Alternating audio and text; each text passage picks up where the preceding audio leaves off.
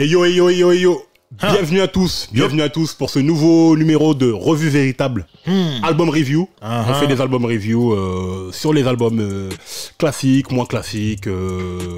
Tout album mérite son coup d'œil, mérite qu'on s'attarde dessus pour en discuter, pour échanger sur son histoire, les meilleurs sons, le contexte dans lequel il est sorti, etc., etc. Je suis accompagné, comme d'habitude, de mon binôme, le Bougarno, a.k.a. un Nintendo, ok, a.k.a. un automatique.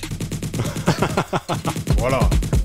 Bon, on va leur en donner un pour la deuxième vidéo. Rajoute Arnauti by nature. Voilà, ça,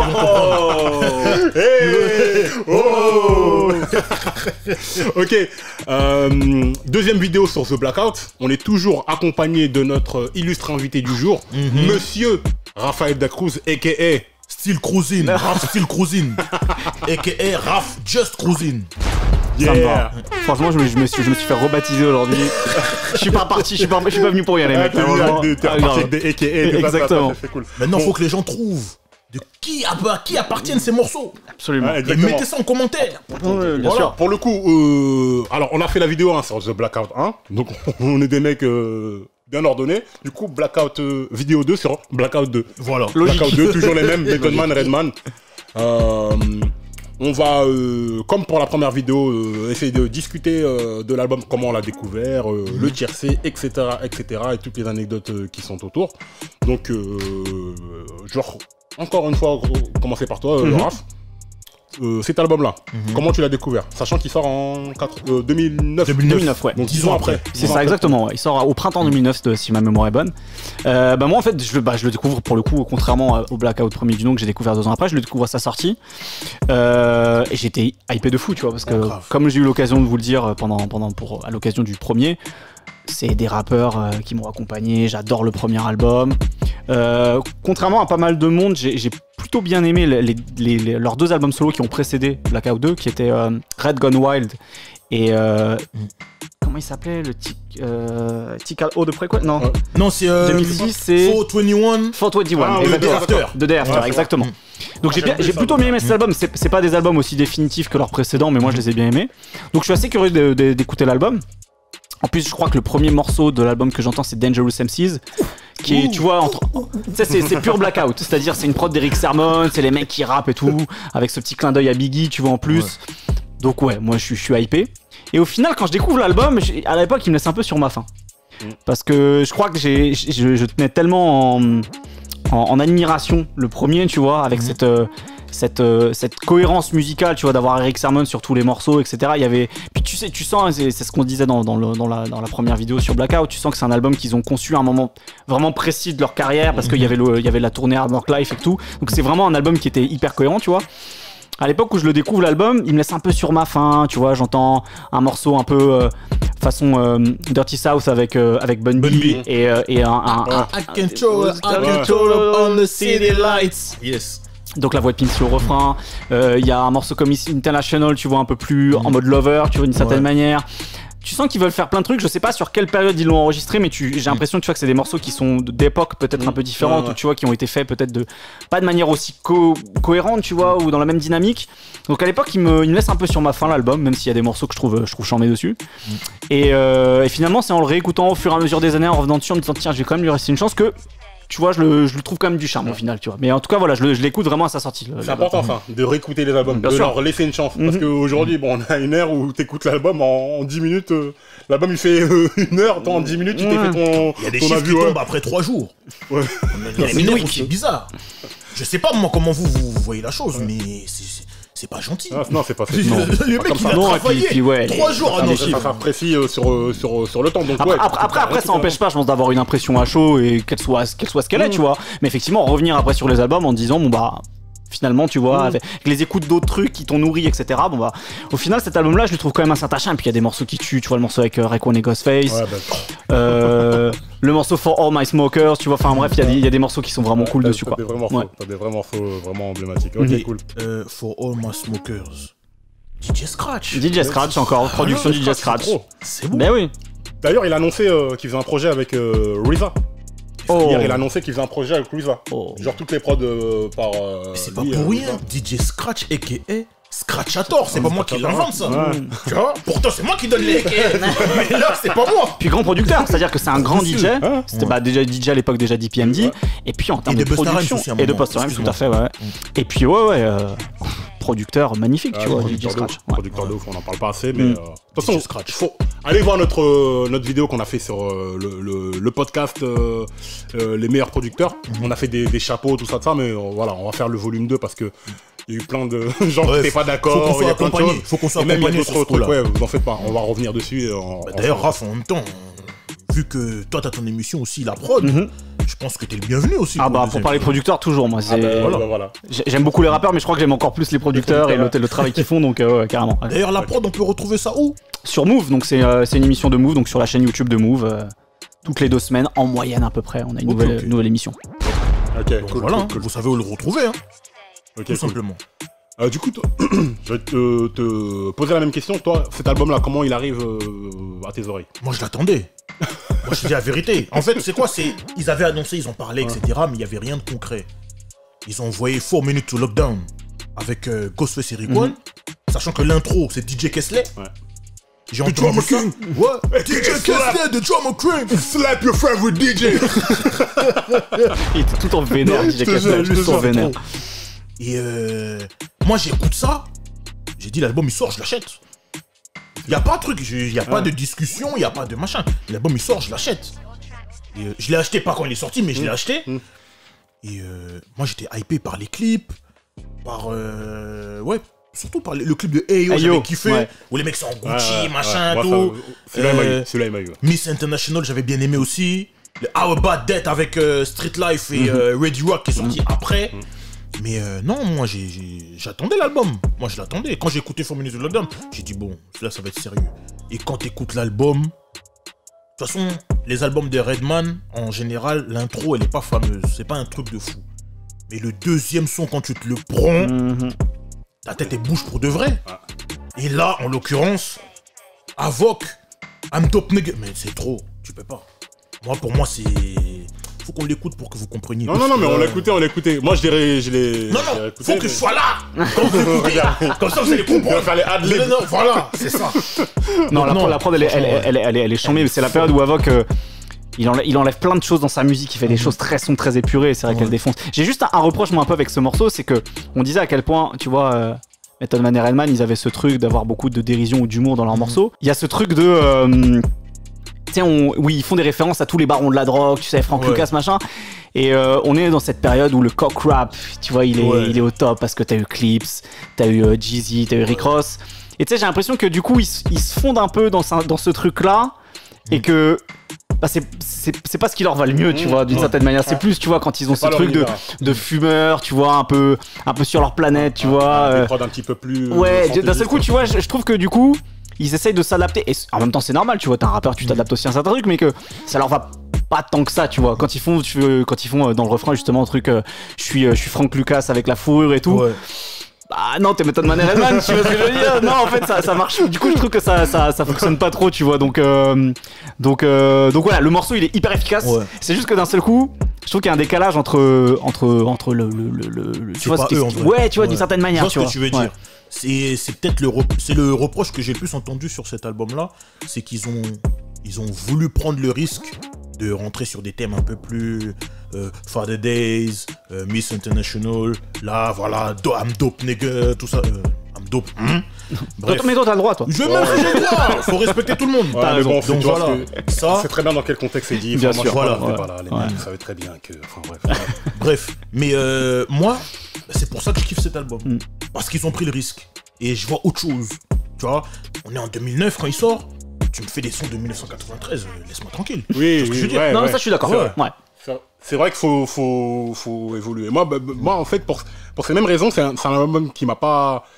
Je l'attendais clairement pas. Je crois que j'avais vu dans un magazine, il arrive. Ah bon. Après, j'ai vu le fameux clip de Ayo qui m'a mis d'accord et tout, parce que le morceau, tout ça, le refrain, tout. Ayo, de toute façon, moi, Ayo. C'est pour ça que je commence tous les podcasts et les émissions, je commence par Ayo. Ayo, parce que c'est vraiment le truc de. C'est West Side Gun qui me l'a volé. Évidemment. Non, parce que c'est le truc. si tu dois résumer le hip-hop en un seul terme, ce serait celui-là. Hey yo. Tu vois ce que je veux dire? Big L. Hey yo. Tu vois ce que je veux dire? c'est ça. Tous les rappeurs, le hey yo, c'est vraiment très important. Et voilà, tu mets ce titre-là, déjà, de ton morceau, déjà, tu m'as eu, tu vois. Après, le truc, c'est que, en fait, cet album, il sort dans une période, je sais pas si je l'attendais pas plus tôt, en fait, cet album. Ah bah ouais. Tu vois ce que je veux dire? Je pense que bah ouais. c'est très long. C'est très long, en fait. C'est très très long. C'est très long. Et forcément, moi j'ai réécouté encore pour la circonstance, hein, je l'avais déjà écouté à l'époque et tout. Mais forcément, tu le compares au 1. Le 1, c'est un classique, c'est un intouchable, c'est un masterpiece et tout. Et forcément, bah, quand tu compares à quelque chose de parfait, bah, les défauts ils vont en sortir. Ouais. Et il y a des choses qui te plaisent moins. Et la manière dont il est sorti aussi, l'époque. C'est aussi l'époque, hein, parce que les années 2009, 2010 et tout, le rap était vraiment en pleine mutation. Exactement. Le sud il était vraiment bien installé, on était vraiment dans une période... Ouais, et puis entre-temps, regarde, je disais à quel point ces mecs-là, c'était ce truc de l'autodérision, machin bidule. Tu sais, entre-temps, il y a eu Ludacris, tu vois, qui a un peu pris quelque part cette place, tu vois, qu'ils avaient, tu vois, sur ce côté un peu kicker, avec de l'humour, de la dérision, etc. Et puis ouais, le rap était devenu beaucoup plus sérieux, tu vois, c'est ce que je disais avec le cock rap, etc. Donc l'époque avait changé, clairement. Et moi, je suis un peu contrarié par rapport à ça parce que je me dis que s'il était sorti genre en 2005, ça aurait été parfait, tu vois. Ouais. Genre 6 ans après le précédent et tout. 10 ans, c'est beaucoup. 10 ans, c'est beaucoup. La musique, elle a un petit peu changé et tout. Et les mecs sont plus vieux, tu le vois, tu le sens. Et il y a moins de cette folie, tu vois. Ils sont moins fous. Tu vois ce que je veux dire? Tu le Après, sens. comme tu le dis, hein, dans les termes et tout. Moi aussi, c'est la période où j'étais déjà papa et tout. Donc, il y avait des thèmes qui me parlaient. Mais Todd Man et Redman, c'est de la folie. Tu vois ce que je veux dire? C'est de l'énergie et trucs. C'est bien aussi, parce que ça montre aussi l'évolution d'artistes. Souvent, on veut que comme tu le dis, on veut que les artistes fassent les mêmes albums et tout. Et surtout les mecs, tu vois, les mecs comme Naf, ou d'autres qui ont réussi à faire des masterpieces dès le début. On va leur reprocher après à chaque fois de pas faire le même masterpiece. Ouais, mais en fait, le mec, il t'a déjà donné son masterpiece. Il a déjà gagné son titre NBA. Laisse-le faire d'autres expériences, tenter des trucs. Des fois, il va y avoir des échecs, des ratés. Mais ça ne doit pas remettre en cause tout le truc. Non, parce que finalement, l'album, tu vois, il leur ressemble quand même. Tu vois, finalement, il y a ce truc d'être This is for all my smokers, tu vois, ce truc de fumette, l'énergie que tu sens qu'ils ont accumulé aussi à travers les concerts qu'ils ont fait à travers le monde. Je pense que c'est un truc aussi qui est un peu influencé par ça, tu vois. Les mecs, ils ont tourné en Europe, c'est devenu vraiment des. Il y a une période où, tu vois, tous les ans, ils venaient faire des concerts tu vois, en Europe, quoi.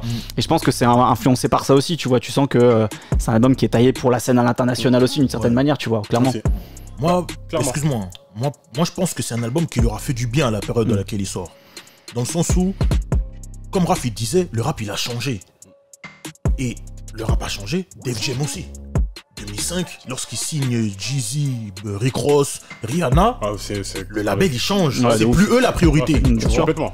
Et les albums, tu le vois dans les albums qui en découlent. Quand Method Man il sort 421 de Day After, l'album il n'y a pas de promotion, il n'y a pas de clip. Quand Redman il sort Red Gone Wild, il a été repoussé.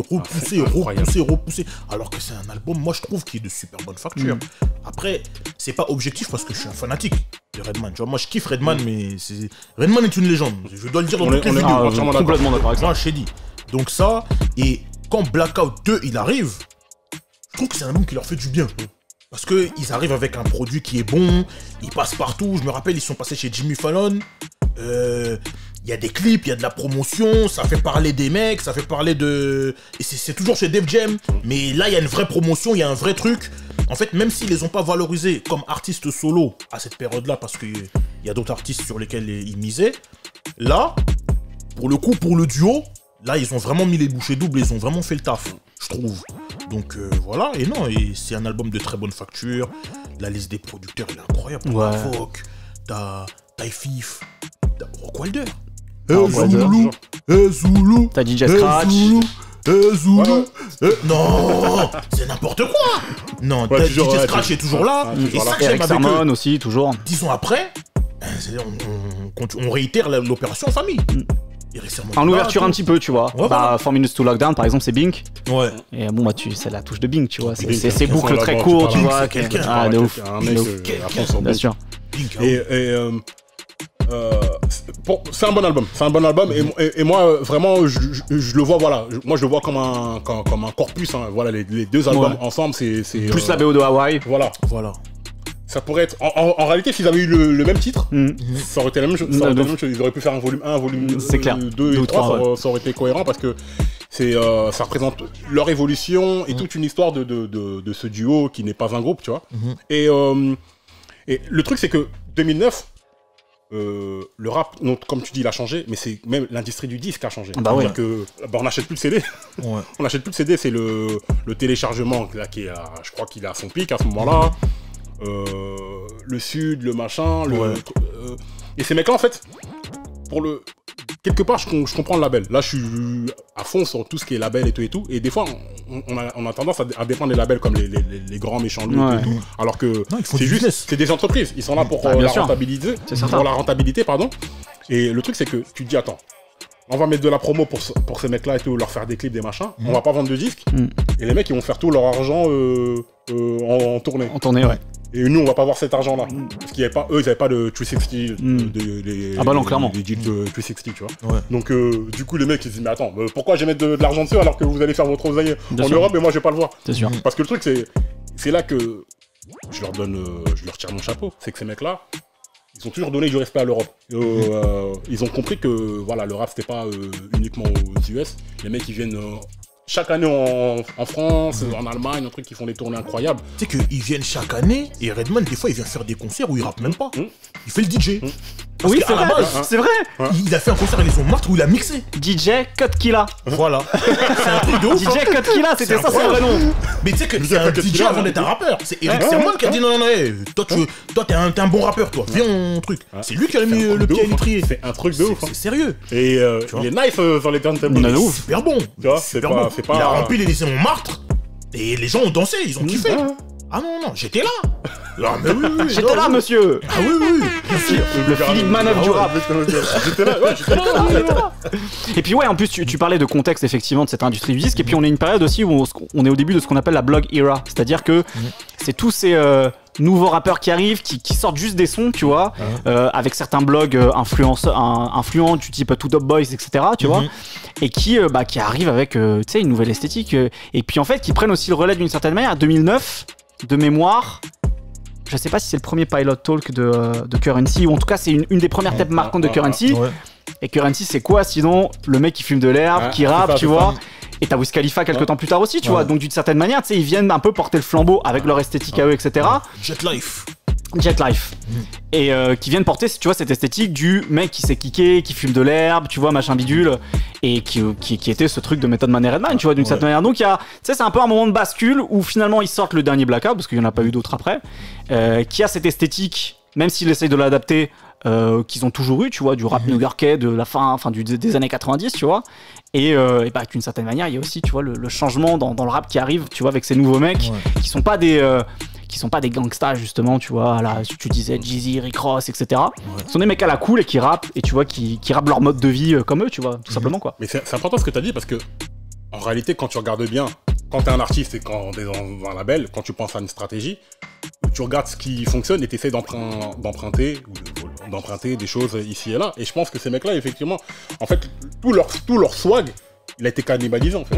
L'autre, Ludacris, il a pris le côté folie. Currency, et tous ces mecs-là, ils ont pris le côté fumette. Du coup, c'est ça, tu vois, c'est la culture, ça se réinvente, ça se transmet, et puis voilà, quoi. Du coup, eux, quand ils reviennent avec ça, ça existe déjà. Il y a des mecs plus jeunes, plus frais, plus fous, plus ceci, plus cela. Ça existe déjà parce qu'ils l'ont amené 10 ans plus tôt. C'est ça le truc. C'est ça. Donc, c'est vraiment délicat. C'est vraiment délicat. Je pense que le label, ils ont dû se poser des vraies questions parce que, c'est des légendes. Mais si on fait pas d'argent dessus, on va peut-être pas le promouvoir, tu vois. C'est dommage, nous, en tant qu'auditeurs, on aimerait bien le promotionner, mais bon. J'ai envie de te dire oui et non, dans le sens où ils ont fait des projets avec Def Jam après. Method Man, il est sur Wu Massacre avec Rickon et Ghostface. Ça cherchait Def Jam ou Massacre? Def Jam, Ok, d'accord. T'as ça, et t'as Redman qui envoie Reggie, toujours chez Def Jam, en joint venture avec son label Gila House, tu vois. Et c'est un très bon album. Après, au niveau des chiffres, je sais pas, j'ai pas. Après, les chiffres, après, là, c'est des années où ça devient compliqué. Il y a une époque où tu sortais un album n'importe lequel, tu étais minimum gold. Et platine. Alors que cette époque-là, tu sors ton album, il est déjà disponible dans l'illégal une semaine avant sur RapidShare ou sur Mega Upload. C'est ça. Les Mega Upload, tout ça, laisse tomber. Kim.com, laisse tomber. Du coup. Tiercé, allons-y. Tiercé, qu'est-ce que. Moi j'ai envie de remettre de Dangerous MCs parce que pour moi c'est du Method Man et Redman brut quoi, tu vois, avec cette prod d'Eric Sermon, il kick, voilà quoi. J'ai envie de mettre 4 Minutes to Lockdown parce que ça marche trop bien avec Raekwon et Ghostface. C'est un peu un storytelling en plus d'une certaine manière ce morceau là, tu vois. Et la prod de Bink elle est phénoménale. Et j'ai envie de mettre This Is For All My Smokers, prod DJ Scratch, parce que ouais c'est pareil, en fait c'est un morceau qui est beaucoup plus posé dans l'album, tu vois. Et il y a ce très beau sample de soul derrière et tout. Et puis bah tu sais c'est un peu l'image d'Épinal de Method Man et Redman quoi. C'est vraiment les mecs, c'est les fumeurs quoi. C'est les fumeurs de weed. En plus je pense que le truc qu'on entend en refrain là de live, je serais pas étonné. This is for all my smokers. C'est trop sérieux. Je pense que tu vois c'est un truc qui vient d'un de leurs concerts, où ils ont demandé à la foule de dire ça, tu vois. Donc on retrouve ça, tu vois, le truc de à quel point les mecs sont devenus des bêtes de scène et tu vois on forgeait leur réputation là-dessus. Et puis il y a ce truc de fumeur, tu vois, machin. Donc voilà, je pense que mon tiercé ce serait celui-là. Ok, cool. Et surtout le sample qui est super cramé, mais qui a bien été comment dire ça, Travaillé par DJ Scratch. De ouf. Franchement très bien. DJ Scratch encore une fois. Scratch à tort. Moi, hey yo, parce que moi, Socrates. bon déjà Socrates, tu connais mon amour pour ce gars-là. Socrates, le Canada. Voilà, c'est mon rappeur Socrates. Mais le truc c'est que moi j'essaie entre guillemets de respecter la stratégie de. C'est très important en fait la manière dont l'album t'est apporté. Tu vois, c'est comme quand tu fais une mayonnaise par exemple. Tu mets, c'est l'œuf que tu mets en premier. Tu mets pas l'huile d'abord. Tu vois ce que je veux dire ? Il y a des ingrédients en fait. Faut les mettre dans cet ordre-là, sinon ça prend pas. Mais là c'est pareil avec un album. Moi, je le prends toujours dans l'ordre d'arrivée de ce que les mecs proposent. C'est-à-dire que si les mecs ils proposent un maxi avant, c'est que, ok, ils veulent que je prenne l'album par cet angle-là. Ils veulent que cette porte, la porte d'entrée de cet album soit ce maxi-là. Si c'est ça le single et pas celui-là, c'est parce qu'ils veulent que je prenne l'album de cet angle-là aussi. Tu vois ce que je veux dire ? Donc, moi, quand je découvre cet album, hey yo, hip-hop, machin, tout, ok. Déjà, bon, je me disais, pourquoi cet album et tout. Là, déjà, ils m'ont conquis. Après. Moi j'ai bien aimé Miss International parce que bon toujours Socrates une fois de plus.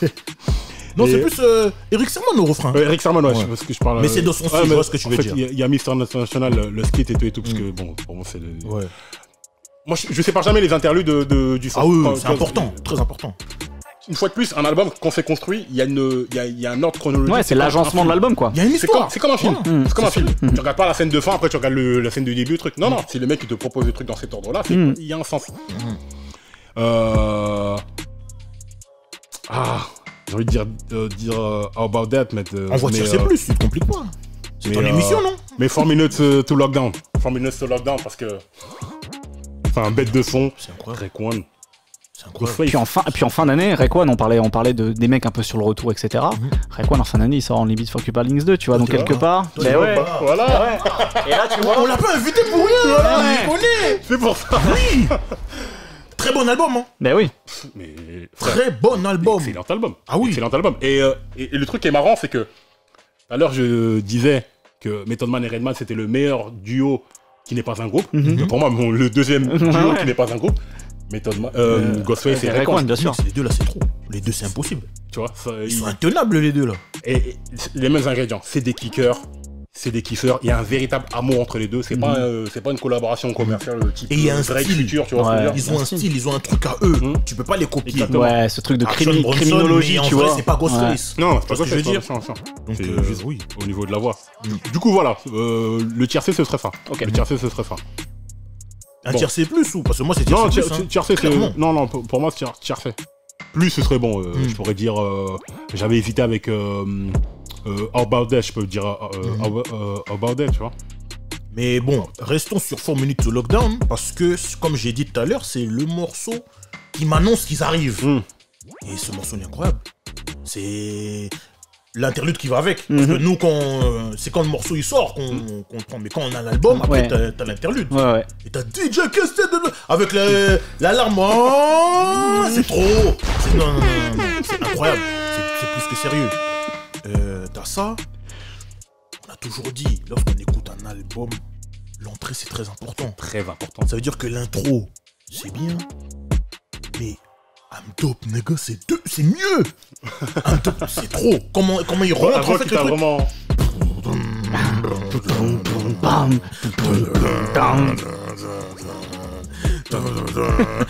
Ça s'amplifie. C'est trop. Et Redman, comment il rentre? Yo, check up the man attraction, black man in action. Non, c'est trop, tu peux pas. Tu peux pas. Non. Attends. Tu veux dire que la manière dont il rentre, c'est... C'est trop. C'est trop. C'est trop. C'est trop. On peut pas accepter ça. On peut pas accepter de pas kiffer. Désolé, j'insiste sur le fait que ce morceau-là, il est incroyable. Je vous dis, ce morceau-là, c'est trop sérieux. Donc ça, là, j'en ai donné 2. Le troisième, ça se tape entre la fin et un morceau... Non, même pas. Je vais vous donner Ezulu, déjà, j'en ai parlé tout à l'heure. Ezulu. Rock Wilder. Encore dans lui. Un registre différent. Encore lui. Mais... Comme quoi, il sait faire plein de choses. C'est incroyable. Ezulu, c'est incroyable. Ils auraient dû le clipper, ça. Mais bon. Bah oui, ça fait partie de l'histoire de cet album. Ezulu, allez vérifier. Ezulu, incroyable. Le beat, je le mettrai en dernier. Je le mettrai en 5ème. Parce que tiercé plus, je vais en mettre 2. Je mettrai carrément. le beat. Tu fais un quintet, là. Tu fais un quintet. C'est pas un vrai quintet, parce que les quintets, c'est pour les doubles albums. Mais là, c'est un tiercé plus. Mais le beat, très très fort. Pourquoi? Parce que c'est du Eric Sermon sur le terrain de Rock Wilder.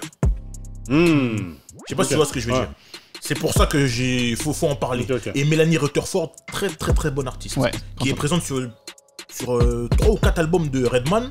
Et à chaque fois, elle fait une apparition que moi j'apprécie. Donc voilà.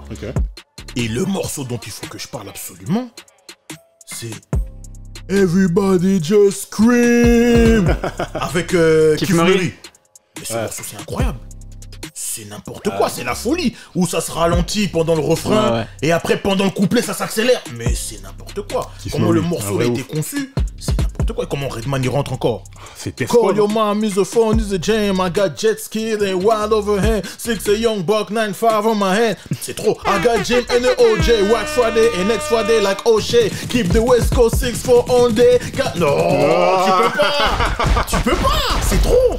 Ils ont rappé. Mais par contre, Redman est une légende, hein. Il a rappé. Keith Murray aussi. Mais le meilleur dessus, c'est Method Man. Le flow de Method Man dans ce morceau. Oh non. La performance. C'est trop. En fait, là, il y a des assassins. Ça veut dire que quand tu regardes bien, on parlait de 96, la meilleure année du hip-hop. Mais pratiquement eux tous en 96, ils ont sorti quelque chose. C'est-à-dire Keith Murray, Enigma, c'est incroyable. C'est l'année où on n'en parle pas assez. On n'en parle pas assez de Keith Murray, Enigma. Mais c'est incroyable cet album. Muddy Water, il est dans mon top 5 des meilleurs albums que moi j'ai écouté de ma vie en rap. On est d'accord. Et Method Man, il sort pas d'album, mais il est sur Iron Man. Tu vois, il est sur Iron Man de Ghostface. Et sur quel morceau? Terrible.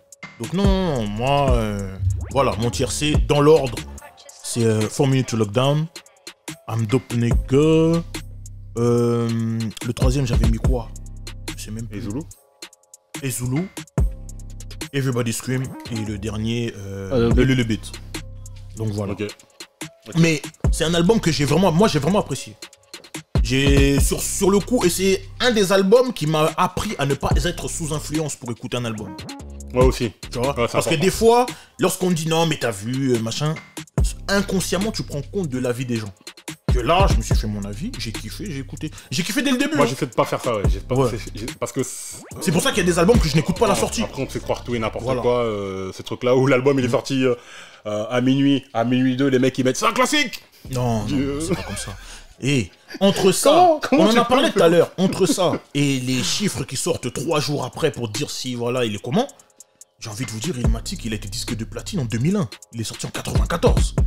Double disque de platine en 2019. C'est un truc de ouf, hein. Allez, le temps. J'ai toujours dit le temps. Et on a toujours parlé de ce titre d'album choquant. Exhibit at the speed of life. Laissez les choses aller à la vitesse de la vie. Laissez. On a peut-être pas le temps, mais on a des montres, laissez le temps quand même un peu, tu vois. S'il vous plaît. Donc voilà. Mais bon, pour moi, très très bon album. Ok, cool. À choisir entre le 1 et le 2, les gars. Bon, le 1. Le 1. Ouais, le 1, sans problème. Le 1, il est intouchable. J'ai envie de dire le 2. Je suis pas envie de mettre un mais. Non, en fait, le 2, il m'a fait du bien dans le sens où c'est là où, dans la vie, tu te dis, des fois, il faut prendre des risques.